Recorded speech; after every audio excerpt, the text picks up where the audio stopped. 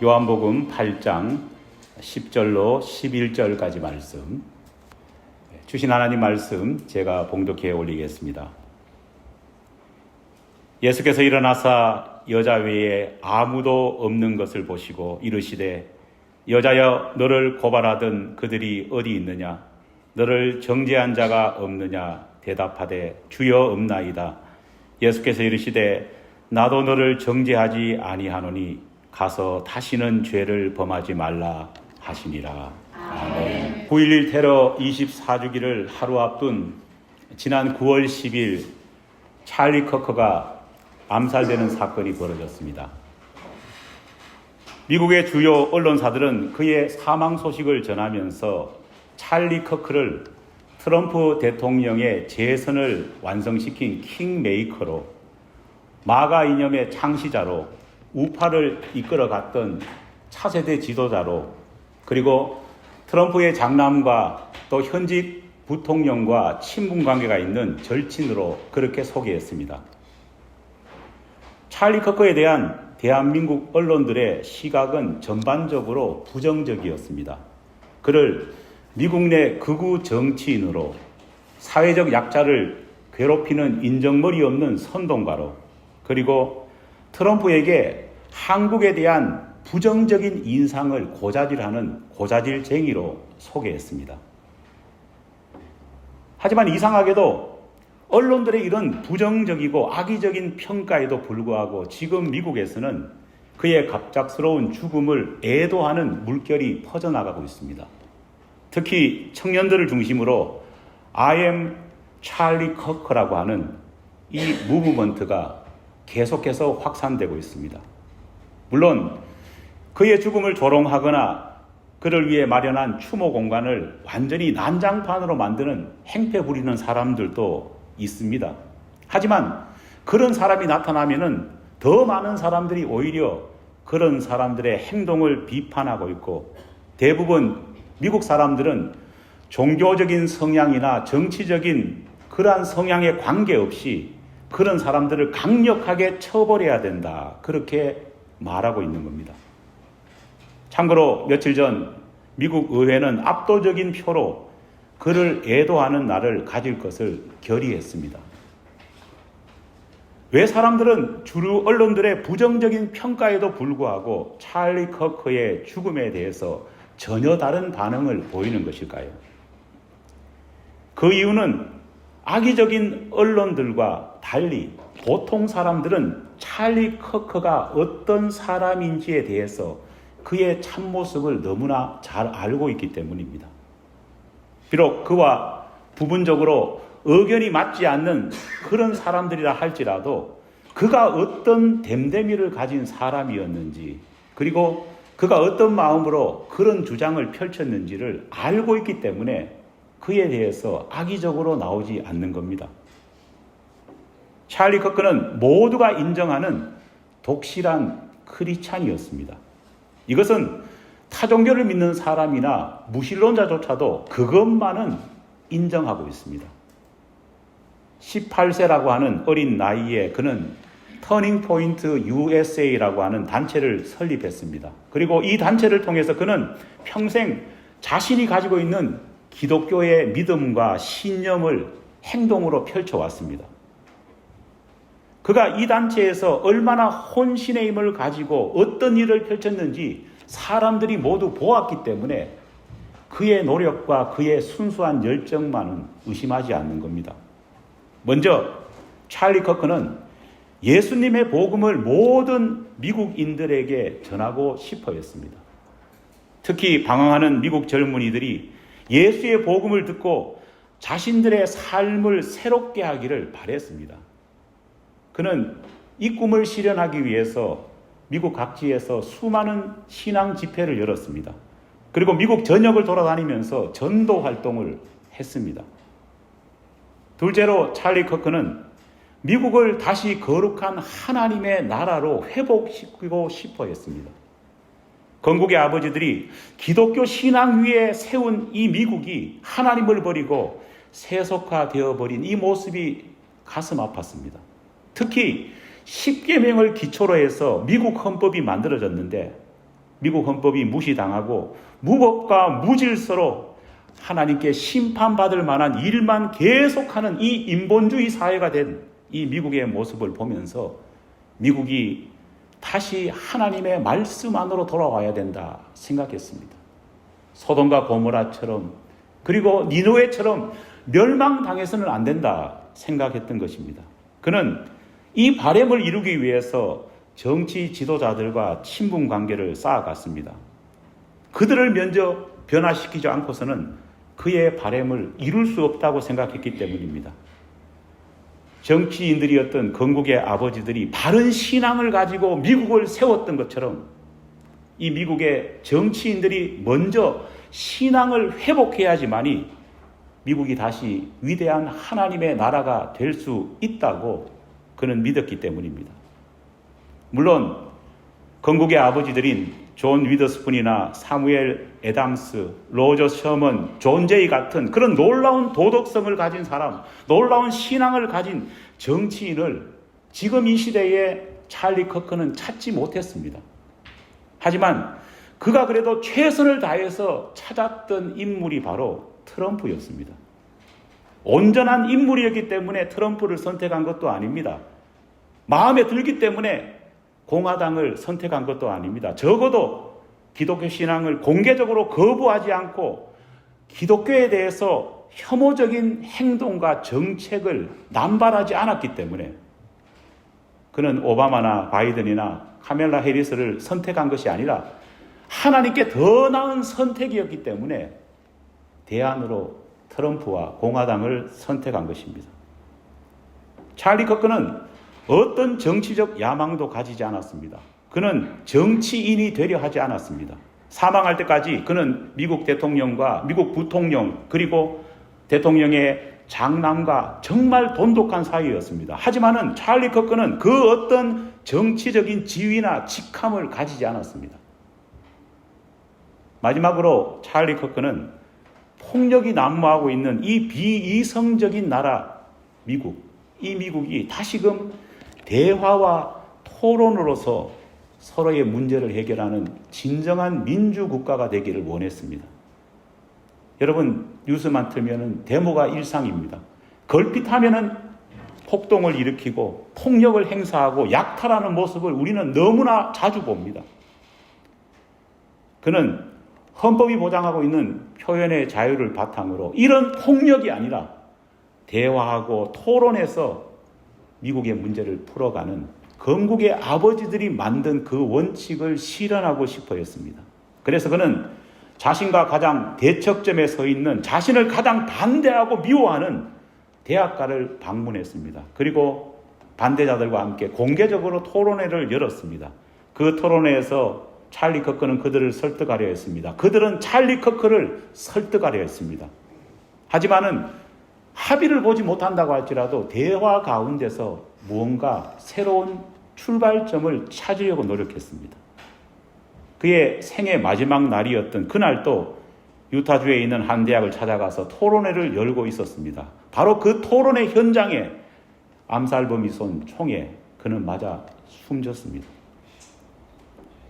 조금 길게 찰리 커크에 대해서 말씀을 드렸습니다. 저는 오늘 이 설교를 통해서 한 인간을 영웅화시키거나 어느 한쪽 정당이나 사상의 편을 들기 위해서 이 설교를 하는 것이 아닙니다. 그럴 마음은 추워도 없습니다. 그러나 이 마지막 시대에 예수를 잘 믿던 한 젊은이가 어떤 공격을 받았고 어떤 위협을 받고 있는지 믿음이 바로 박힌 그 청년이 믿음이 있다고 하면서도 정신 나간 사람들에 의해서 어떻게 그 꿈을 접어버리고 짓밟혔는지에 대해서 오늘 신앙을 가진 우리 역시도 명확하게 알아야 하기 때문입니다. 성경적인 관점으로 볼 때 기독교 신앙과 함께 걸어왔던 이 미국이 죄와 타락의 길로 들어가는 결정적인 계기가 된 출발점이 있다면 그것은 피시주의라고 하는 사상이 미국 전체를 뒤덮기 시작한 시대부터입니다. 이 피시주의는 벌써 1945년부터 태동을 했고 그리고 1980년도에 본격적으로 미국에 영향을 끼쳤습니다. PC주의를 현재 수많은 진보주의자들이 신봉하고 있고 미국 민주당과 그 정강 정책의 기조를 이루는 사상이 바로 이 PC주의입니다. 한국에서는 이 PC주의를 정치적 올바름이라고 하는 아주 멋진 말로 번역해 사용하고 있습니다. 여러분, 이 PC주의가 무엇인지 아십니까? 제가 세계적으로 표준 사전이라고 불리는 옥스포드 사전에 이 PC주의를 한번 찾아봤습니다. 그런데 옥스포드 사전에는 PC주의를 이렇게 설명하고 있었습니다. 특정 그룹에 속한 사람들의 기분을 상하게 할 수 있는 말이나 행동을 삼가하는 원칙이다. 쉽게 말하면 다른 사람들의 기분을 상하게 할 수 있는 말과 행동을 자제하는 것이 바로 PC주의입니다. 타인을 향해서 모욕과 조롱을 하지 말라는 겁니다. 그래서 PC주의가 처음 소개했을 때는 사람들이 이 사상의 설명을 듣고 열광했습니다. 왜냐하면 누가 봐도 이것은 수용할 수 있는, 수용해야 하는 그런 문제이기 때문입니다. 특히 이 PC주의는 기독교인들로부터 환영받았습니다. 왜냐? 나보다 남을 먼저 생각하고 배려해야 한다는 빌립보서 2장 3절 말씀과 맥을 같이 하고 있는 것처럼 보였기 때문입니다. 그래서인지 많은 정치 지도자들과 교단, 종교 지도자들이 국가의 통치 이념으로 교단의 정치 기조로 그렇게 이 PC주의를 삼았고 선택했습니다. 미국의 민주당도 한국의 민주당도 그리고 이 미국에 있는 주요 교단들도 예외 없이 이 PC주의 사상을 받아들였습니다. 하지만 이 PC주의는 전혀 성경적인 정신이 아니었습니다. 뚜껑을 열고 보니까 전혀 다른 모습을 보였습니다. 직설적으로 말하면 사람의 기분을 상하지 않게 하기 위해서 하나님의 기분을 상하게 하는 법칙이 바로 이 인본주의가 PC주의의 본 모습이었습니다.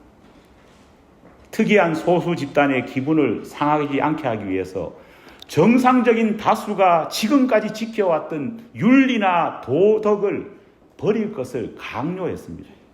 급기야 그들은 죄를 죄라고 부르지 못하는 사회적 분위기로 미국을 휩쓸어 갔습니다. 죄에 빠진 사람, 죄를 지은 사람의 인권을 보호해야 되는 명분 아래 진짜 죄를 저질렀음에도 불구하고 처벌하지 못하는 그런 사회로 만들었습니다. 그들은 인간이 죄를 가지고 있다는 것 자체도 궁극적으로는 부정하기를 원합니다. 찰리 커크는 논쟁 중에 항상 성은 딱 두 성밖에 없다고 말했습니다. 바로 하나님이 만드신 남자와 여자밖에 없다고 주장했습니다. 토론장에서 이 주장을 한 번도 바꾼 일이 없습니다. 그래서 그는 단호하게 동성애를 반대했고 낙태와 이혼을 거부했습니다. 왜냐? 이유는 하나입니다. 그것이 성경이 금하고 있는 하나님의 명령이었고 성경이 말하는 죄이기 때문에 그것을 하지 말라고 말한 것입니다. 찰리 커커 자신이 자신의 생각이나 자신의 판단이나 자신의 성향 때문에 이런 일을 벌이는 사람을 비판하고 거부한 것이 결코 아닙니다. 찰리 커커는 죄는 회개로 해결해야지 덮어준다고 죄가 안 되는 것이 아니라고 말했습니다. 죄를 지었음에도 불구하고 우긴다고 죄가 사라지느냐? 결코 그렇지 않다 말합니다. 반대파들은 커커의 이 말을 가지고 소수의 불쌍한 사람들을 억압하고 혐오한다고 비난했습니다. 찰리 커커는 미국에서 벌어지고 있는 이런 말도 안 되는 상식과 전통 파괴를 바라보면서 그 원인이 뭐냐? 하나님을 잘 믿던 이 미국이 크리스찬 신앙을 버리고 하나님 곁을 떠난 결과가 이 혼란과 무질서의 원인이다. 그렇게 말했습니다. 그는 항상 여호와께 돌아가자고 토론 말미에 젊은이들에게 외쳤습니다. 흥미로운 것은 그의 이런 외침에 대해 타종교를 믿는 사람들이나 무신론자들은 싫다고 저항합니다. 왜냐? 성경을 말하는 것이 듣기 싫다는 겁니다. 그런데 너무너무 참혹한 것은요, 교회를 다니는 크리스찬 중에도 예수를 믿는다고 하는 교회조차도 성경 말씀과 예수의 복음을 전하면서 죄에 대해서 지적하고 회개하고 다시 돌아오자고 하는 이 찰리 커크의 말에 대해서 협박하고 멸시하고 조롱하고 믿지 않는다고, 반대한다고 선언하는 것입니다. 이런 사람들의 대부분의 백그라운드를 보면요, 성경 말씀의 권위를 부정하는 교회에 다닙니다. 하나님의 명령보다는 인간의 권리, 인간의 인권을 더 소중하다 여기는 그런 교회를 다니고 있는 겁니다. 2차 세계대전이 발발하자 히틀러는 크리스찬 국가였던 독일을 완전히 죄악에 물들게 만들었습니다. 보네포라고 하는 목사님은 편안하게 미국 뉴욕에서 유학 생활을 하고 있었습니다. 그런데 조국이 망가지는 모습을 보면서요, 그는 전쟁의 포화가 한창인 고향 독일로 돌아갔습니다. 왜냐하면요, 독일에 돌아가서 독일에 있는 많은 크리스찬과 함께 히틀러의 잘못을 바로잡고 저항하기 위해서 귀국길에 오른 것입니다. 그런데 고향에 귀국해서, 독일에 귀국해서 독일 사람들, 특별히 독일 국교의 사람들이 행하는 행태를 보면서요, 너무너무 절망했습니다. 여러분, 이 당시에 독일은요, 국교로서 크리스찬을 믿는 기독교 국가였습니다. 그래서 독일 교회를 독일 국교회라고 부르는 이유가 뭐냐? 나라에서 교회를 운영하기 때문입니다. 당시 독일은요, 의무적으로 모든 독일인들은요, 세금처럼 국가에 헌금을 해야 됐습니다. 국가가 헌금을 다 거두었어요. 바로 교회들에게 나눠주고 목사님들의 월급을 다 줬습니다. 지금도 이 전통은 계속되고 있습니다.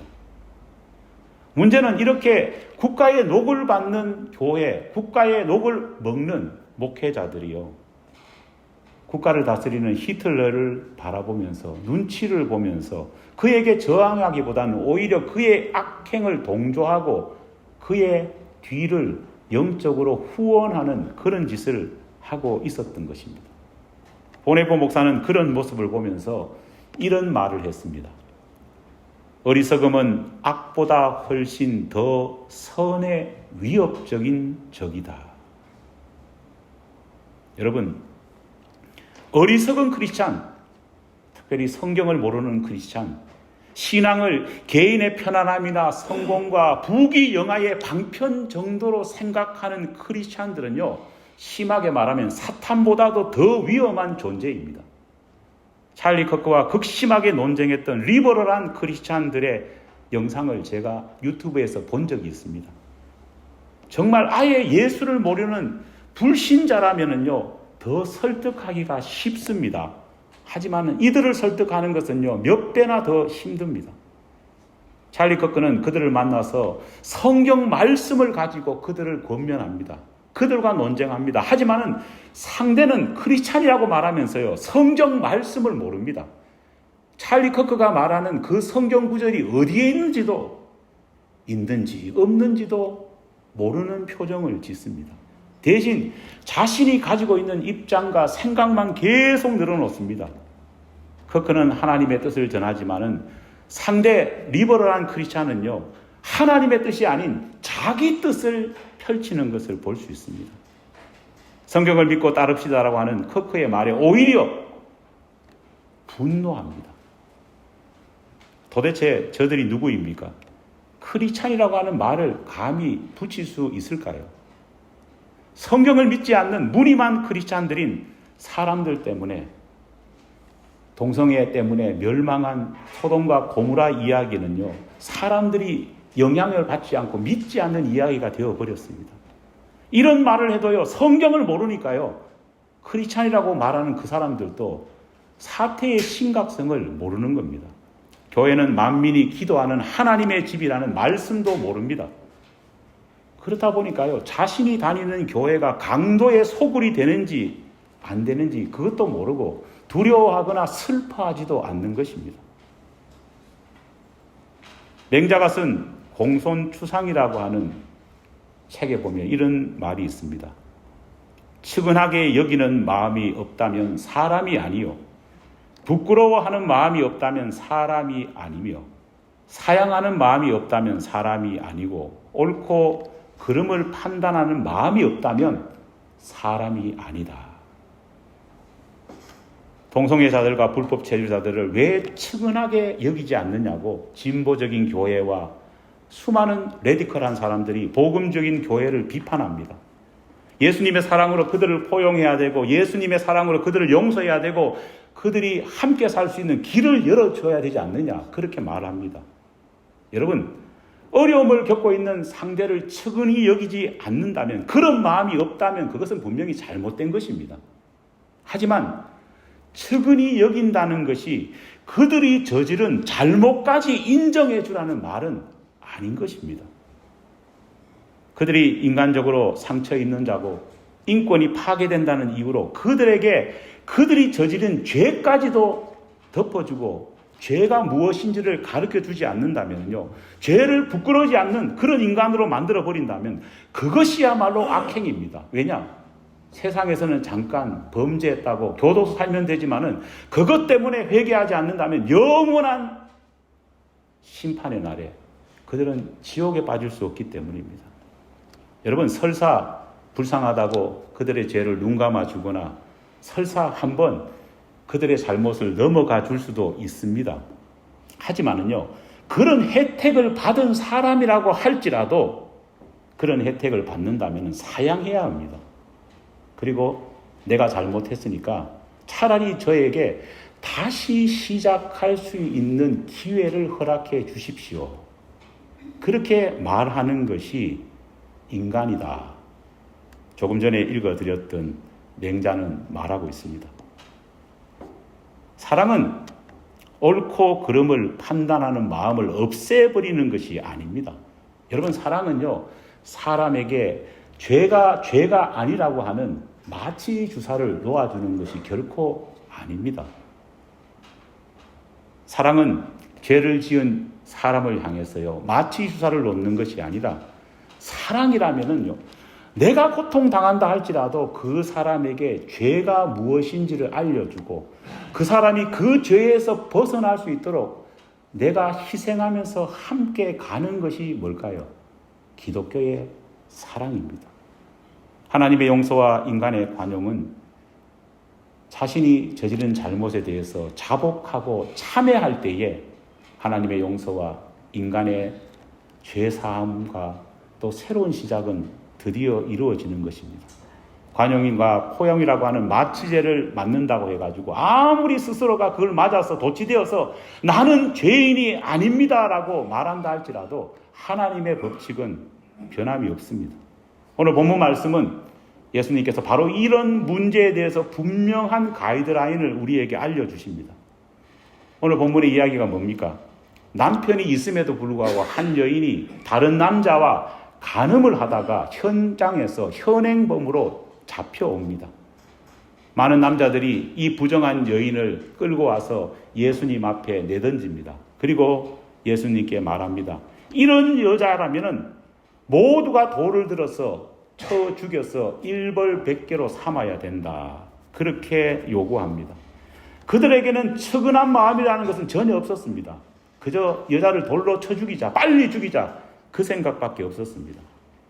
그녀를 용서하고 다시 그녀에게 돌아설 수 있는 기회를 주겠다는 마음은요, 정말 눈꼽만치도 없었습니다. 하지만 예수님께서는 이런 비정한 사람들을 보시고 땅에 글을 쓰셨습니다.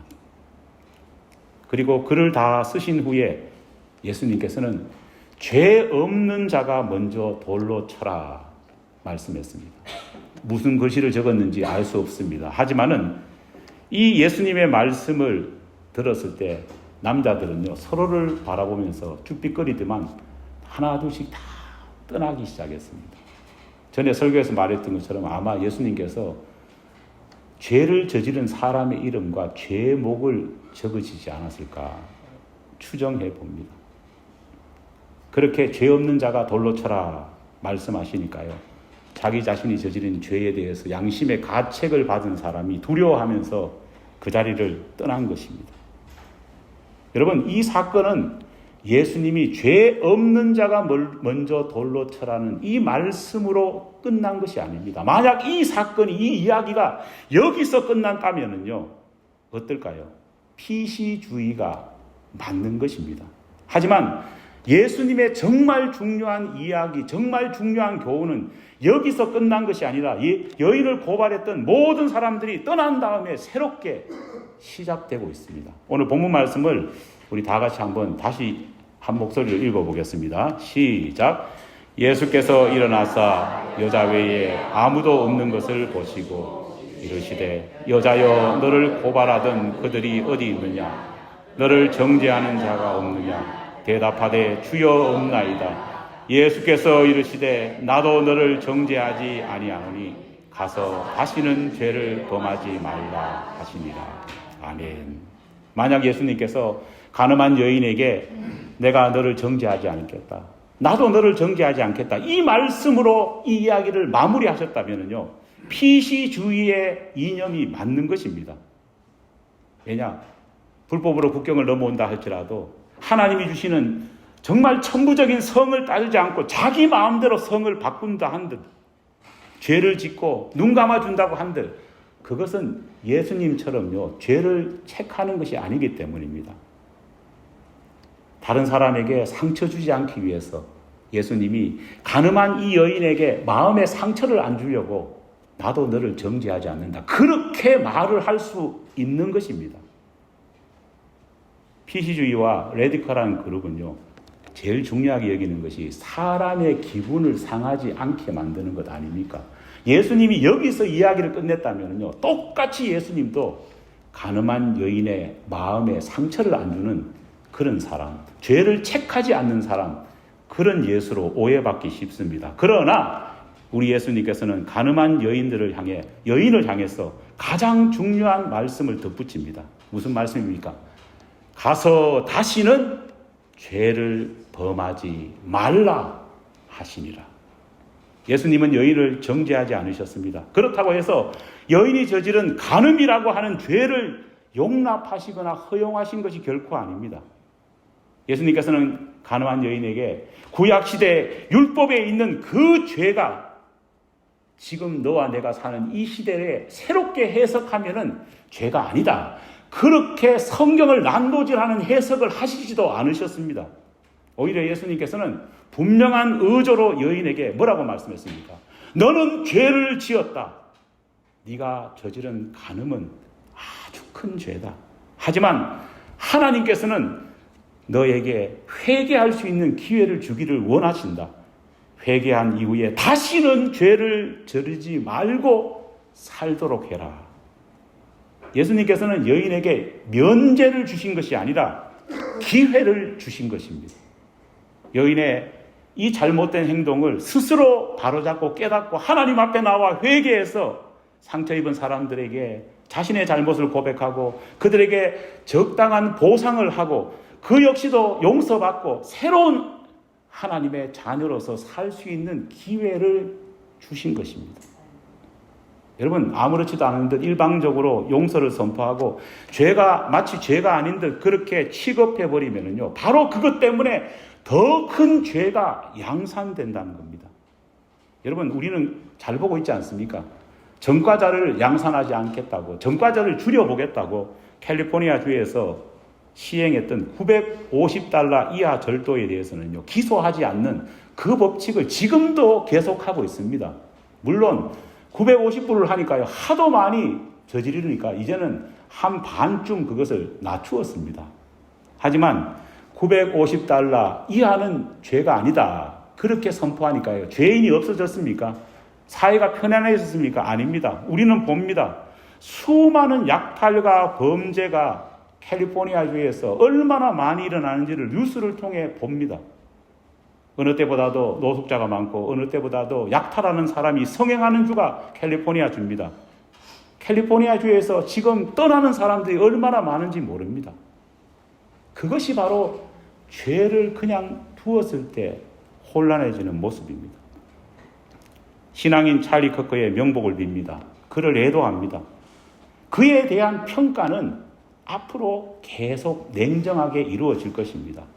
그 역시도 인간이기 때문에 공도 있고 과도 있습니다. 하지만 우리가 분명히 기억해야 될 것은요, 너무 못된 사람들이 미국에 많습니다. 지금은 한 사람이 죽었으면 애도해야 되는 것이지 그 사람에 대해서 평가할 시기는 아니지 않습니까? 우리나라에 또 보면요, 원수가 죽었다고 할지라도 그 사람을 위해서 조문은 가지 않습니까? 조문 가가지고요, 네 같은 놈 처음 봤다. 너가 아버지가 어떤 사람이지 않느냐. 그렇게 말하는 사람 없습니다. 다 애도하고 평가는 나중에 하는 것입니다. 신앙은 타협이 아니라 결단입니다. 감상적인 연민을 통해서 그를 용서해 주는 것이 아니라 그가 분명히 죄를 깨닫고 죄를 고백하고 회개해서 회개의 자리로 정말 구원받은 백성의 자리로 나아가게 하는 것이 진정한 사랑입니다. 죄를 유예시켜주거나 삭제해주는 것이 죄가 아닙니다. 여러분, 정상적인 방법으로 그들이 이 미국 땅에서 자유스럽게 살 수 있고 정상적인 방법에서 결혼 생활을 하고 정말 사랑을 할 때 만들어주는 것이 진정한 사랑이 아니겠습니까? 인간이 감히 무엇이간데 하나님이 죄라고 말했던 것을 죄가 아니라고 말하겠습니까? 어떤 위대한 신학 박사, 어떤 위대한 그러한 종교 지도자가 감히 하나님이 성경에서 말한 죄를 내가 다시 리인터프리테이션 해보니까 그거는 죄가 아니다, 그렇게 주장할 수 있겠습니까? 그런 사람들은 크리스찬이 아닙니다. 크리스찬은 예수를 흉내내는 사람이 아닙니다. 크리스찬은 어떤 사람일까요? 주가 주신 말씀, 하나님의 명령을 그대로 믿고 따르고 순종하는 자가 바로 크리스찬입니다. 적어도 말씀 앞에서는 굴복하지 않고 말씀 앞에서는 본이 되는 우리 모든 신앙인, 그리고 이 미국이 되기를 우리가 열심히 기도하는 우리 교회와 성도들 되기를 간절히 축원합니다.